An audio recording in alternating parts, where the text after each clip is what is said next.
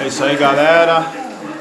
4 de julho, né? Findando a noite aí, essa noite chuvosa aí, né? Plena quinta-feira, fazendo depois da aulinha ali, fazendo um pouquinho de exercício pro braço, para perder a lordose, né? E preparando que amanhã tem mais aula com a minha molecada, hein? Amanhã tem aula na Casa de Cultura de São Rafael, muita capoeiragem lá. É nóis, vou chegar. Chega, galera.